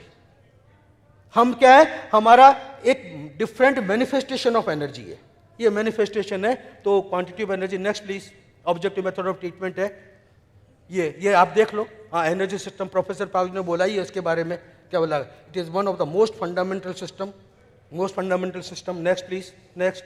ये जो मॉडल है ट्राइवर्जन मॉडल वेरियस सिस्टम का, डायरेक्शन थेरेपी कल बताया था ना, न्यूटो है, मेरिडियन सुजुकी ये हेट्रो है। हेट्रो का मतलब है to bring the immediate result, ये हेट्रो में ये पावर है। तो मेरिडियन सुजुकी का अगर राइट एप्लीकेशन है तो आप लोगों ने तो, आप सब लोग मेरे से ज्यादा अनुभव वाले हैं, क्लिनिकल प्रैक्टिस करते हैं। मेरिडियन सुजुकी के अंदर अगर राइट मेरिडियन सेलेक्ट कर लिया तो रिजल्ट आने में टाइम लगता है कि जल्दी आता है? ऐसे चुटकी में रिजल्ट आता है, ऐसे चुटकी में रिजल्ट आते हैं, ऐसे चुटकी में रिजल्ट आते हैं। तो मेरिडियन सुजुकी हेट्रो है क्योंकि पावरफुल है, स्ट्रॉन्ग रिजल्ट, फास्ट रिजल्ट देने की कैपेसिटी है। Next please, next. ये क्वांटिटी ऑफ एनर्जी की बात है, मैंने बताया क्वांटिटी है, क्वांटिटी के अंदर हार्मोनियस चाहिए। हम ये नहीं कह सकते पर्टिकुलर हीट ज़्यादा हो तो बहुत अच्छा है, हॉटनेस ज़्यादा हो तो हॉटनेस तो पॉजिटिव एनर्जी है, अच्छा होना चाहिए, नहीं नहीं, everything with in the range is good. ये लाइट है, इसको अगर 400 वोल्ट चाहिए तो 400 से ज़्यादा 350 पे चल जाएगी, 450 पे चल जाएगी, 1000 वोल्ट आ जाएगा तो क्या होगा, अभी क्या होगा, फूट जाएगी, बिखर जाएगी। तो और कम आएगा तो क्या होगा, चलेगी नहीं, उस रेंज के अंदर काम करेगी। तो ये इसको आपको ध्यान रखने की जरूरत है। Next please, next.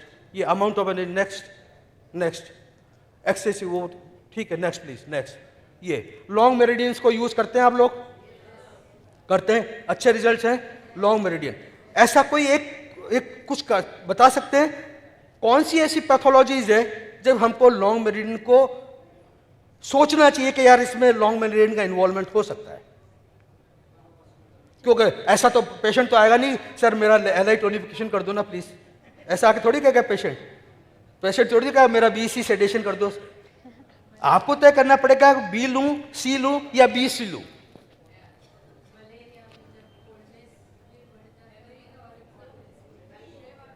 Yes, yes, some time by pathological condition, जैसे उन्होंने बताया ऑटिज्म का case, definitely we know body का जो मस्कुलर सिस्टम है वो भी इफेक्टेड है, नर्वस सिस्टम भी इफेक्टेड है, वी डायरेक्टली ले सकते हैं। मान लो पेशेंट है, उसको फैटी लीवर है, लीवर डिजीज है, पार्किंसन के सिम्टम भी मौजूद है, सिम्टोमेटिकली हम तय कर सकते हैं अगर दोनों के सिम्टम मिले जुले हैं, लेकिन दोनों एक ही तरीके के होने चाहिए, आइदर दोनों एक्सेसिव हो या दोनों डेफिशिएंट हो। एक एक्सेसिव एक डेफिशिएंट तो लॉन्ग चैनल नहीं बनता है। तो बहुत सारे, और एक जो बहुत तरीका है जो मैं बता देता हूं आपको, सरल बहुत तरीके हैं। आपने किसी भी एक मेरिडियन का ट्रीटमेंट किया और वो ट्रीटमेंट करने के एक सर्टेन रेंज में 50% 60% इंप्रूवमेंट आया, लेकिन उसके बाद में आप सारा एफर्ट कर रहे हैं लेकिन उसमें फर्दर इंप्रूवमेंट नहीं होता है, तो इसका मतलब आप मिस कर रहे हैं। क्या कर रहे हैं, उसका जो दूसरा चैनल पार्टनर है वो मिस कर रहे हैं। एक बिल्कुल सरल टेक्निक है, अगर आपने किसी मेरिडियन के ट्रीटमेंट से सक्सेस हासिल की है सर्टेन लेवल तक, लेकिन उसके बाद में इंप्रूवमेंट का स्टेग्नेशन है, तो इसका मतलब है उसका जो दूसरा जो कनेक्टेड मेरिडियन है उसको आपको ट्रीटमेंट में इंक्लूड करना चाहिए। ये एक सरल तरीका है। दूसरा एक सरल तरीका, एक और तरीका है सरल, मैंने कहा पैथोलॉजिकल और इटियोलॉजिकल तरीके तो और है ही है, दूसरा एक सरल तरीका और है कि आपने पेशेंट को इंप्रूवमेंट किया और जब तक ट्रीटमेंट किया जब तक तो वाह, अरे वाह बहुत बढ़िया, मैं तो ठीक हो गया, लेकिन जैसे ही ट्रीटमेंट बंद किया वो वापस रिलैप्स होता है। आपने लीवर ब्रेन के ऊपर पेशेंट ने आके बताया, पेशेंट हमेशा कौन सी बात करेगा, बाद वाली डिजीज की। लीवर और ब्रेन के अंदर प्रॉब्लम एक साथ है मान लो, तो बाद की प्रॉब्लम पहले लीवर में है बाद में ब्रेन में है, तो पेशेंट आएगा, उसके लिए ताजा सिम्टम कौन से हैं, ब्रेन के। पेशेंट आपको सिम्टम किसके बताएगा, ब्रेन से रिलेटेड, और आपका फोकस किस पे जाएगा, ब्रेन पे, और ब्रेन का ट्रीटमेंट करेंगे तो रिलीफ आएगा कि नहीं आएगा। लेकिन अल्टीमेटली ब्रेन को एनर्जी कहां से मिलनी चाहिए थी, लीवर मेरिडियन से। इसलिए जब ब्रेन का ट्रीटमेंट आपने विड्रॉ किया, लीवर से तो मिल ही नहीं रहा है, तो वो वापस क्या आता है, वो रिलैप्स होता है। बोले सर, तो ऐसा जब पेशेंट को ट्रीटमेट किया, patient feeling very well, very good, satisfactory result, उस केस में आपको क्या करना चाहिए? अगर रिलैप्स होता है तो definitely there is involvement of the another meridian, तो उसको आपको ट्रीटमेंट में इन्वॉल्व करना चाहिए। और अब तो नेक्स्ट लीजिए प्लीज, नेक्स्ट प्लीज, नेक्स्ट। ये तो फिर रामबाण हमारे हाथ में आ ही गया, 4 स्टेप्स ट्रीटमेंट मेथड, ये ऑटोमेटिकली इनकॉर्पोरेट कर देता है। यानी जो difficult to treat disease condition है उसमें आपको लॉन्ग चैनल को सोचने की भी अब जरूरत नहीं है, 4 स्टेप लगाओ। आपको आता है सबको 4 स्टेप ट्रीटमेंट? आपको नहीं आता तो आपको आपके सीनियर से सीखना चाहिए। ये 4 स्टेप ट्रीटमेंट जितने possible permutation combination meridian Suzuki के होते हैं वो सारे उसके ऊपर अप्लाई हो जाते हैं और फाइनली वी कंक्लूड कर लेते हैं कि हमारे को क्या करना चाहिए उस केस के अंदर। तो 4 स्टेप ट्रीटमेंट, क्योंकि अभी मेरे को वार्निंग मिल चुकी है तो मैं उस पर बात नहीं करूंगा, करता है। नेक्स्ट ले लीजिए प्लीज, नेक्स्ट। ये किसको आता है? ये नियांग पेयर का ट्रीटमेंट करना। ये मुझे लगता है बहुत लोग इससे मिस कर जाते हैं। यूजुअली क्या होता है, जैसे मान लो फॉर एग्जांपल लीवर एक्सेसिव है तो गॉल ब्लैडर, इमीडिएट इफेक्ट जो होता है पेयर मेरिडियन पे सीसॉ रिलेशनशिप है, यिन यांग के बीच में सीसॉ रिलेशनशिप है, तो एक पेयर मेरिडियन में से एक पेयर अगर एक्सेसिव है तो दूसरा डेफिशिएंट है। ठीक है ना? ठीक है, तो एक ऐसा ट्रीटमेंट का सिस्टम है जिसमें दोनों को एक साथ ट्रीटमेंट करते हैं हम, 2 एप्लीकेशन से नहीं, 1 एप्लीकेशन से। यानी पेयर ट्रीटमेंट की हार्मोनी को 1 ट्रीटमेंट से उसको हैंडल करते हैं। तो मैं एक एग्जांपल दे देता हूं, इसमें कौन सा है? इसमें तो मैं दूसरा पूछता हूं आपको इसमें, तो क्योंकि इसमें आंसर है। लीवर डेफिशिएंट है, गॉल ब्लैडर एक्सेसिव है, एक्यूट है, गॉल ब्लैडर एक्सेसिव हो गया और इसकी वजह से लीवर डेफिशिएंट है। इसको 1 एप्लीकेशन ऑफ ट्रीटमेंट से अगर ट्रीटमेंट करना चाहिए तो क्या करना चाहिए?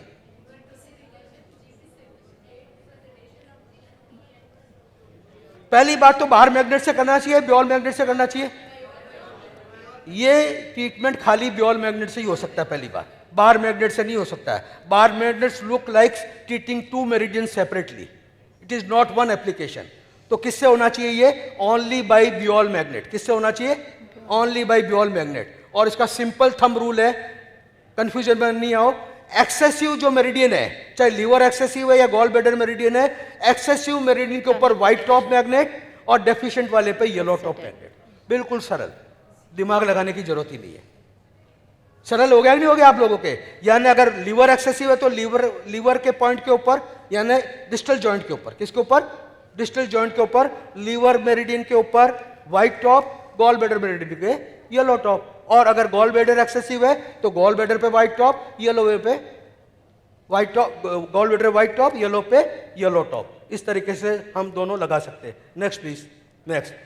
ये मैंने आपको जो हार्मोनल जो मेरिडियन बताए थे, ये बताए थे आप, जहाँ मैंने बताया ना एड्रिनल ग्लैंड कौन सा है, तो ये एड्रिनल ग्लैंड के ऊपर हम उसको स्कोप में ले सकते हैं, एड्रिनलिन फटीग के ऊपर, एड्रिनलिन रश की डिजीज के अंदर उसके साथ में। और definitely said, SAD, stress, anxiety, depression, meridian Suzuki में कर सकते हैं कि नहीं कर सकते? क्या कर सकते हैं? और ये एड्रिनल हार्मोन के अलावा और क्या कर सकते हैं?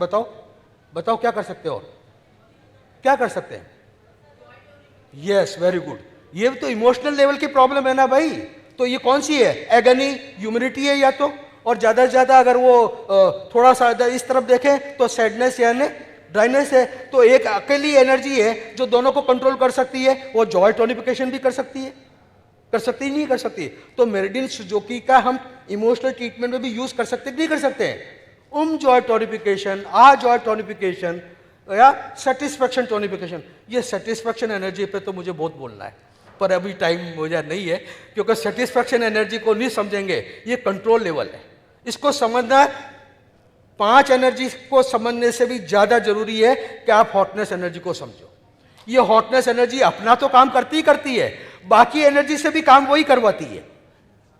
खुद तो काम करती है, बाकी एनर्जी को भी गवर्न करने का, कंट्रोल करने का और उसको मैनेज करने का काम कौन करती है? हॉटनेस एनर्जी, कंट्रोल लेवल, अपना प्लस कंट्रोल। स्कूल क्लास के अंदर मॉनिटर है, मॉनिटर स्टूडेंट भी है लेकिन मॉनिटर भी है, तो वो आपका है। तो मौका लगेगा तो आगे, तो अभी के लिए मेरे ख्याल से काफ़ी है, जो सब स्पीकर्स को टाइम मिलना चाहिए, उनके साथ जस्टिस होना चाहिए। Thank you very much. मैं कुछ जस्टिस नहीं कर पाया हूँ, अगर आपके साथ में जो नॉलेज मुझे देनी चाहिए आपकी एक्सपेक्टेशन के हिसाब से, तो उसके लिए मैं सॉरी, लेकिन आई ट्राइड दैट आपके पास में नई इन्फॉर्मेशन आए, नए एवेन्यूज़ और नई अपॉर्चुनिटीज़ खुले आपके ट्रीटमेंट के लिए। I hope you like it. Thank you very much. Thank you. Thank you so much sir for your powerful knowledge session. Thank you. बारिश ऐसी हो कि समुंदर पे उफान आ जाए, बारिश ऐसी हो कि समुंदर पे उफान आ जाए, और तालियां ऐसी बजाओ कि इवेंट में जान आ जाए। जोरदार तालियां।